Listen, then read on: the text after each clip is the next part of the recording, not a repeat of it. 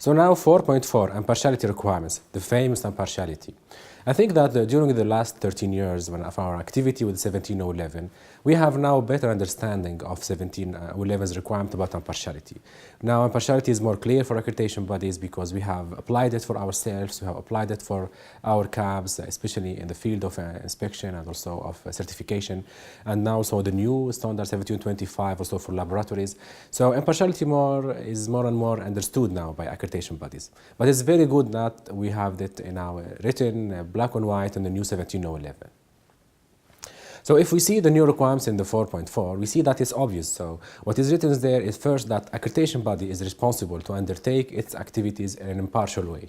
So this is very important. So we can see that in chapter 4, we have first, in 4.4, we have what is impartiality, how it has to be applied in the accreditation body, and then we see how the risks of impartiality have to be identified. So the first part, we talk about that we say the accreditation body must be responsible for undertaking its activities in an impartial way, but also that it has to be structured and organized in a way that ensures that impartiality. The additional things about impartiality in accreditation body is that we need to have such organization and also to make the accreditation activity impartial, but also to have the top management commitment for such an activity, and also that this have to be then summarized in a policy, and this policy have to be public for the people outside so that they can see this policy for an accreditation body for its impartiality. Even the personnel also have to be required to disclose any conflicts of interest and that any risk that can affect their impartiality. Many of our accreditation bodies, as I said, are already applying this, but now it's more structured in the 17011 and it's more clear requirements in the standard. The other part, which is about how to identify the risks. So accreditation body is now required to identify the risks for its impartiality. Different sources of risks have to be identified there.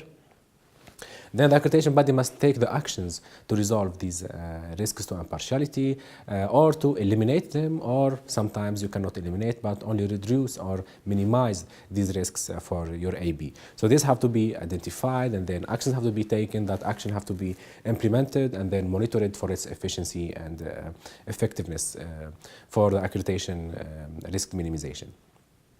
Then this have to also to be reviewed by the management review. So this is one input for management review is that a risk study and risk analysis to impartiality for accreditation body must be reviewed by the management review, and actions have to be taken from there.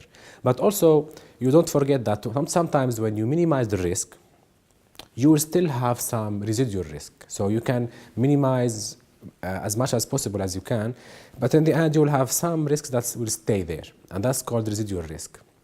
So what you have to do is that to say, do we accept that residual risk or not? Sometimes even that residual risk that stays is non-acceptable according to the level of accreditation body, to the economy, or to many other factors that can affect accreditation activity and render that residual risk unacceptable for accreditation body. So at that time, the 17011 now states that you can say, we don't give this activity of accreditation, we refuse to deliver the service of accreditation, for example, if that risk is not acceptable. This is very good for accreditation bodies sometimes when you have an application from some cabs who are fraudulent or they are part of what we call the crime fraternity of some cabs, and then they come to you and they say, you cannot refuse our application unless you have some valid reason. Now you have a valid reason that there is some risk in that activity and that this activity can be affecting the reputation, for example, of accreditation body, and this residual risk cannot be accepted by the AB, and therefore you refuse to give that service for accreditation, for example. The 4.5 in the standard also talks about the risk for the financial part and the liability of accreditation body. And here there's a new additional requirements about the fact that the risk to the financing and to the financial resources of accreditation body have also to be identified. And also the risk is coming from the resources from accreditation body have to be clearly identified and studied, and also if there's any action to be taken for there. So this impartiality and this risk identification is something new for accreditation bodies as a tool to make, because we have been already applying this for our clients, for CABs, CBs, and the inspection bodies. But now also we as accreditation bodies, we have to apply that. That's why you will find with these online training some exercises, some examples, and also some documentation that you can use for practice, and also as helpful for you, for your accreditation body, to establish such studies.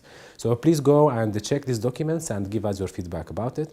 And we go now to the last part of the 4.6, which is the last part of the chapter 4, talking about accreditation schemes. What is accreditation schemes? How can we define them, and how can we deal with that?